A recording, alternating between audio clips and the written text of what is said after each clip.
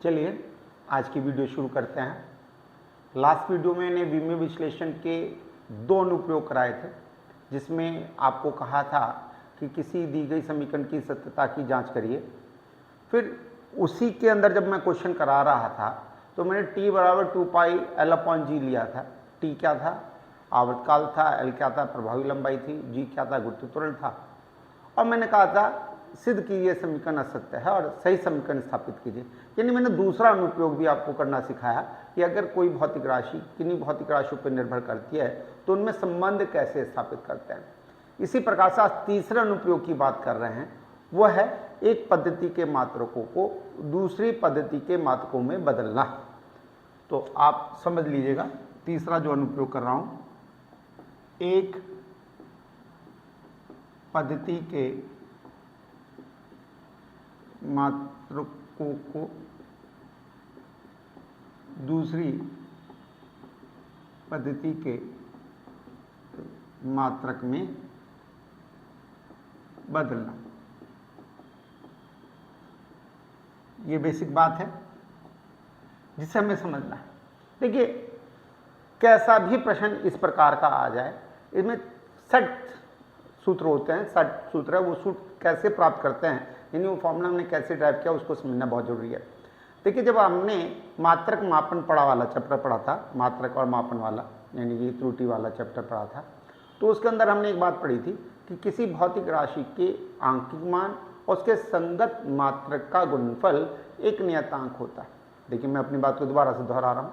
मैंने कहा किसी दी गई भौतिक राशि का आंकिक मान और उसके संगत मात्रक का गुणनफल एक नियतांक होता है, जिसे आपने पढ़ा था nu बराबर नियतांक और n1u1 बराबर n2u2। इसका मतलब यह है, आप में से बहुत सारा बच्चा ऐसा होगा, मैं समझता हूँ 80-90% बच्चा ऐसा होगा जिसने ये बात नहीं पढ़ी या पढ़ भी रखी तो उसे बात समझ में नहीं आई।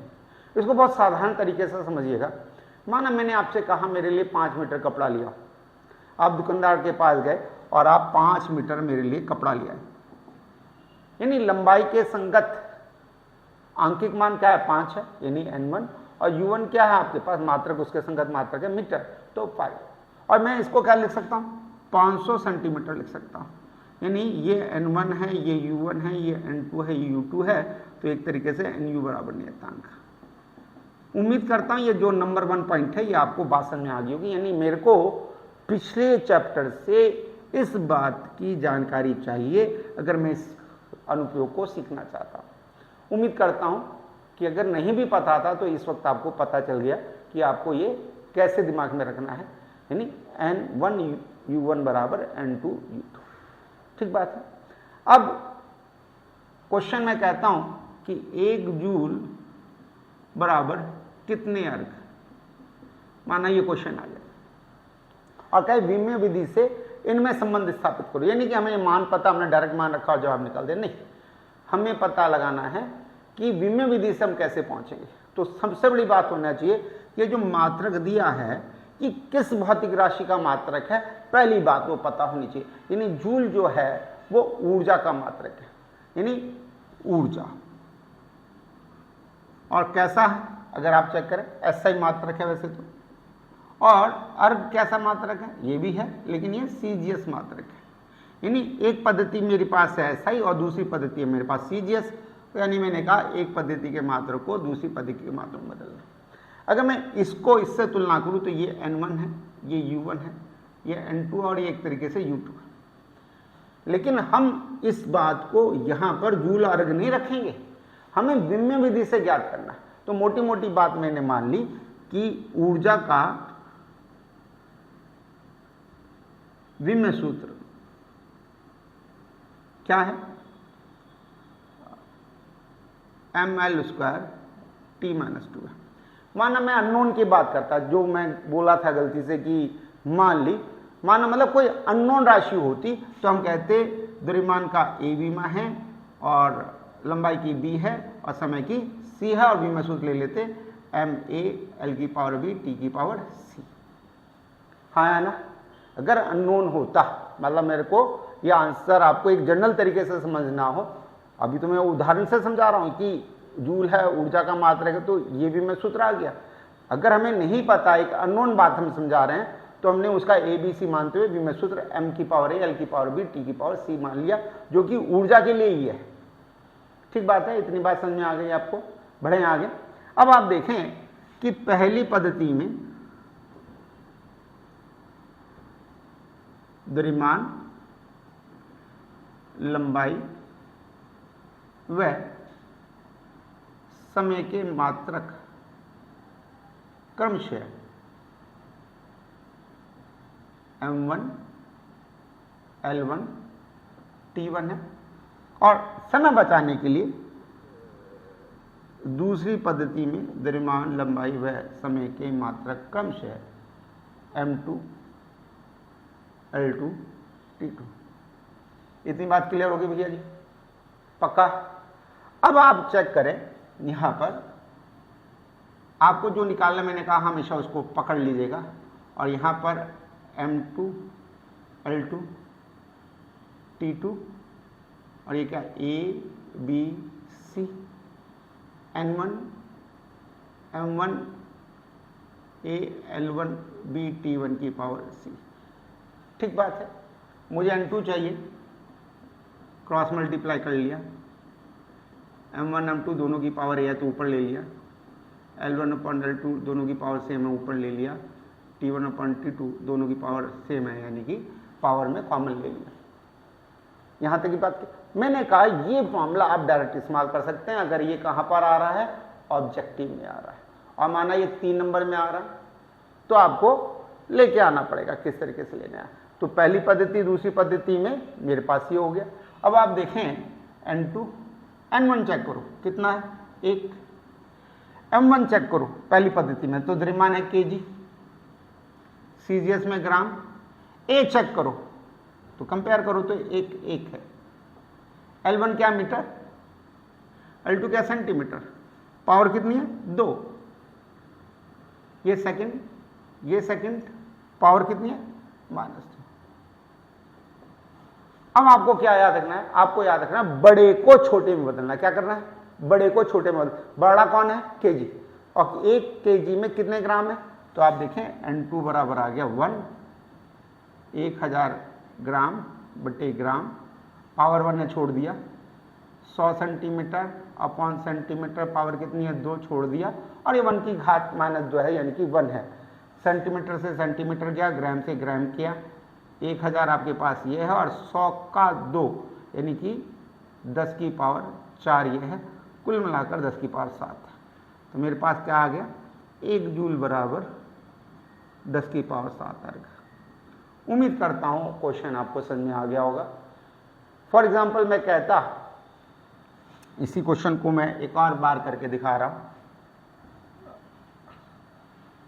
कि गुरुत्व त्वरण G का जो मान है वो 9.8 मीटर पर सेकंड होता है। कितना होता है, 9.8 मीटर पर सेकंड स्क्वायर होता है।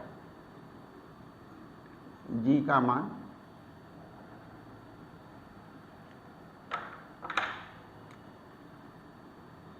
9.8 मीटर पर सेकंड स्क्वायर था गुरुत्व त्वरण। अब आपको क्या करना है, किलोमीटर और मिनट में G का मान निकालना है।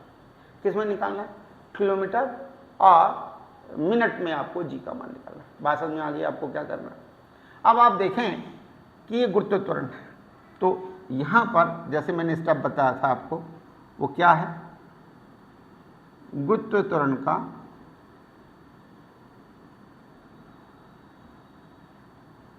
विमेय सूत्र क्या है भैया, तो गुरुत्व भूल जाइए, त्वरण याद रखिएगा। तो आपके पास कितना है, यानी m की पावर 0 है, l की घात 1 है और t की घात -2 है। अब पहली पद्धति में द्रव्यमान इसमें m1 L1 T1 है, और दूसरी पद्धति में इनके मान m2 L2 और T2। सिमिलर यहां पर आ गए, यानी यहां तक आप लेके आ गए जनरल बात। अगर आपको जनरल फॉर्मूला पता था तो अब भी आप डायरेक्ट जो है यहां पर पहुंच सकते थे। कैसे, देखिए ये डायरेक्ट फॉर्मूला है। अब आप देखो N2 N1 का मान कितना है 9.8। ये क्या है द्रव्यमान kg, ये क्या है ग्राम। दे ही नहीं रखा एक तरीके से मान लीजिएगा ये m1 है, ये m2 है, दे ही नहीं रखा था, तो इसकी घात कितनी है देखो 0 है। किसी भी घात 0 होती है उसको 1 मान लेते हैं। आप देखो ये आपके पास मीटर है, ये आपके पास किलोमीटर है, घात अगर आप चेक करो तो 1 है। ये आपके पास सेकंड है, ये आपके पास मिनट है, और घात कितनी है देखो तो -2 है। उम्मीद करता हूं बात समझ में आ रही होगी। N2 बराबर 9.8, ये अपने आप में 1 हो गया। मैंने कहा था बड़े को छोटे में बदलना, तो ये मीटर है, ये 1000 है, घात 1 है, तो आपके पास घात लिखो ना लिखो मतलब समान है। ये सेकंड है, और मिनट को अगर आप चेक करें तो क्या आता है 60 सेकंड। सेकंड से सेकंड कट गया, घात -2 है, सॉल्व करें, मीटर से मीटर कट गया 9.8। देखिए 60 की घात -2 तो ऊपर जाएंगे तो 60 की घात स्क्वायर हो जाएगा, जिसको मैं ऐसे लिख सकता हूँ, और ये 1000 है, 0 से 0, 0 से 0, और अगर आप सॉल्व कर लेंगे तो 35.2 या 3 के करीब जवाब आएगा, शायद 35.3 आएगा किलोमीटर पर मिनट स्क्वायर। आपके पास ये जवाब आ गया। तो उम्मीद करता हूँ इस प्रकार के क्वेश्चन आप सॉल्व कर सकते हैं। देखिए बेसिक सेम है, पूरी बात, क्योंकि मैंने अब तक देखिए कंपटीशन के क्वेश्चंस नहीं कराया अभी आपको।